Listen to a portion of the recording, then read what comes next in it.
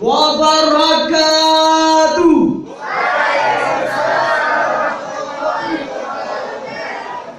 Alhamdulillahillazi sakharal bahra litakulu minhu lahmal tariyya wa tastakhriju minhu hilyatan talbasunaha. Salatu wassalamu ala sayyidil Mustafa wa ala alihi wa ashabihi murtada. Amma ba'du. Majlis hakim hadirin rahimahumullah. Indonesia merupakan negara archipelago di mana menjadi sebuah potensi besar bagi perkembangan maritimnya. Kedudukan bangsa Indonesia sebagai negara kepulauan telah diakui oleh negara internasional. Sampai tahun 2016, jumlah pulau yang telah berhasil ditertibkan dan diverifikasikan mencapai 14.572 pulau yang berada dari Sabang sampai Merauke.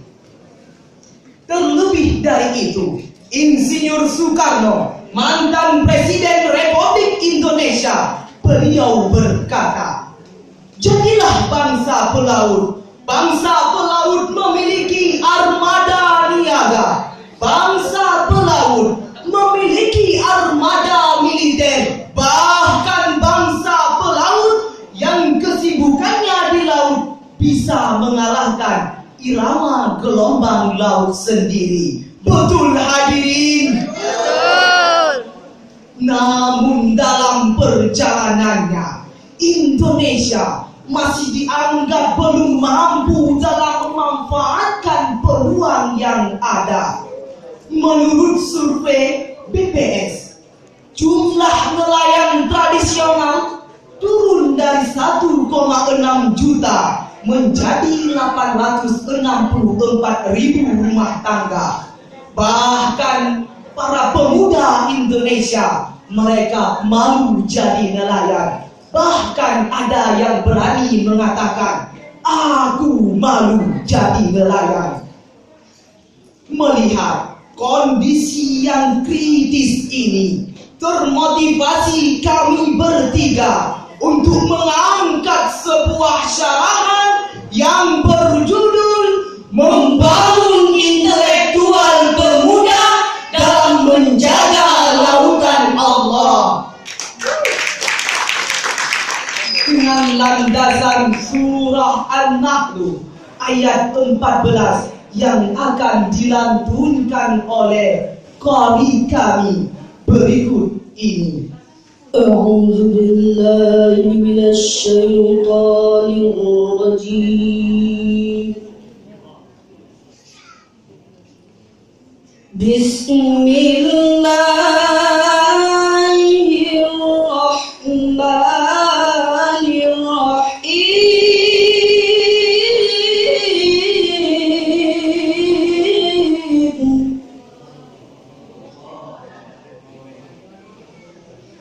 Wa huwa alladhi sakhkhara al-bahra litakulu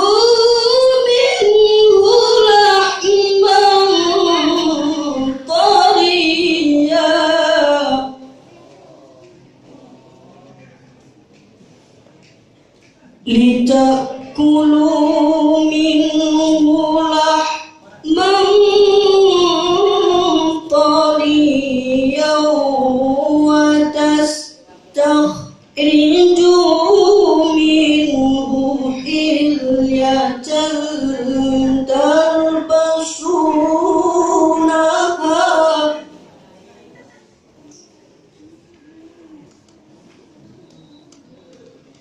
wa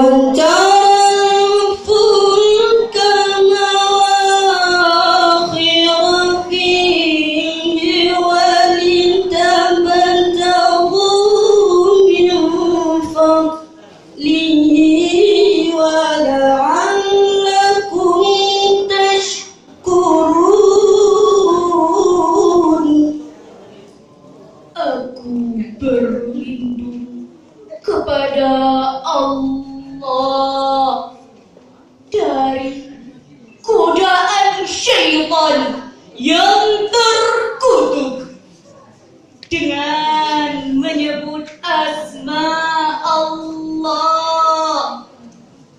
yang Maha Pengasih, Maha Penyayang, dan Dialah Allah yang telah menundukkan lautan untukmu agar kamu dapat memakan daripadanya daging yang segar, dan kamu mengeluarkan dari lautan itu perhiasan yang kamu pakai, dan kamu melihat bahtera berlayar padanya supaya kamu mencari keuntungan dari karunia-Nya, dan supaya kamu bersyukur. Majelis hakim, hadirin sebangsa dan setanah air yang kami banggakan. Syekh Ahmad bin Muhammad As-Sawi dalam kitab tafsir Hasyiah As-Sawi jilid kedua halaman 381 baris pertama, beliau menjelaskan litakulu minhu lahmal tariya ay asmaku wa tastakhriju minhu hilyatan talbasunaha ay al-lu'lu'u wal marjan, agar kalian dapat memakan daripadanya daging yang segar, yaitu ikan-ikan, dan kalian mengeluarkan dari lautan itu perhiasan yang kalian pakai, yaitu berupa mutiara dan marjan. Hadirin, manusia bukanlah diberi keluasan hanya untuk memberdayakan sumber daya laut. Manusia juga diwajibkan untuk mengelola dan melestarikan sumber daya laut, dan manusia juga diperintahkan kepada kita agar kita tidak merusaknya. Potensi keindahan laut kita dengan pesona pantai yang merata dari berbagai pulau yang ada di Indonesia itu merupakan kekayaan yang tidak ternilai, sehingga dapat menarik para wisata lokal maupun dari luar. Sejarah membuktikan, sangat kita sayangkan, pada umumnya lautan kita kotor dari berbagai macam sampah, sungai kita kotor dari berbagai macam limbah, dan hutan kita dirusak oleh manusia yang tidak bertanggung jawab. Di manakah peran pemuda sebagai yang memiliki intelektual tinggi, hadirin? Pada akhirnya, tempat yang kita huni ini, Lok Sumawe, memiliki beberapa pantai yang sangat indah, salah satunya Pantai Ujung Gang. Akan tetapi, tempat yang telah lama dijadikan sebagai tempat rekreasi masyarakat masih terlihat polos. Sampah-sampah berserakan, pinggiran pantai disalahgunakan. Bahkan yang paling memalukan dan alangkah memilukan, tumpukan kotoran manusia masih banyak bergentayangan. Dalam hal ini, pemerintah juga diwajibkan untuk mengawasi pabrik dan perusahaan agar tidak membuang limbah ke laut. Dalam menegaskan bahwa Indonesia menjadi poros maritim dunia, diperlukan langkah yang taktis dan strategis dari instansi terkait. Misalnya, pembangunan pelabuhan yang merata agar keseimbangan ekonomi kita dapat tercapai, dan lautan kita tidak lagi sebagai batas. Hal ini sejalan dengan pidato Bapak Presiden Republik Indonesia, Insinyur Haji Joko Widodo. Beliau berkata, marilah kita jadikan Indonesia kembali sebagai kekuatan poros maritim dunia. dalam hal ini. Dengan pertimbangan ini, segala sumber daya alam yang kita miliki harus dimanfaatkan dengan maksimal. Jangan sampai dieksploitasi oleh bangsa lain sebagaimana telah terjadi pada tahun-tahun sebelumnya. Hadirin, jika langkah ini tidak dikerjakan, jelas akan menimbulkan beban psikologis bagi kehidupan masyarakat. Akibatnya, masyarakat menjadi serba salah, hati menjadi resah dan gelisah, jiwa terasa hampa dan merana, semangat hidup tiada dan enggan berkarya. Bahkan yang paling parah, muncul berbagai penyakit kejiwaan yang dapat mematikan secara perlahan. Kalaupun ini tetap bertahan, namun hidup tidak lagi merasakan ketenangan. Na'udzubillah, summa na'udzubillah. Hadirin, Nusantara ini telah dikaruniakan daratan yang sangat indah, pegunungan yang hijau, tanah yang subur, bahkan lautan yang jernih. Seakan-akan menjadi kewajiban kita untuk melestarikannya. Sebagaimana Allah telah berfirman dalam Al-Quran surah Al-A'raf ayat 14 yang akan dilantunkan oleh qari kami berikut ini. wala tufsidu fil ardi ba'da islahiha wad'uhu khawfan wa tama'an. Inna rahmatallahi qaribun minal muhsinin.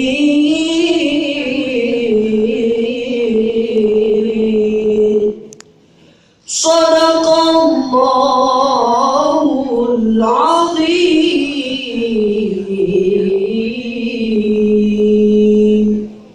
dan janganlah kamu berbuat kerusakan di atas muka bumi setelah Allah memperbaikinya, dan berdoalah dengan rasa takut dan harapan.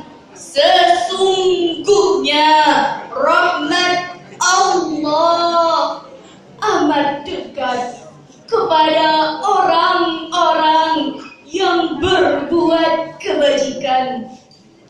Maha benar Allah atas segala firman-Nya.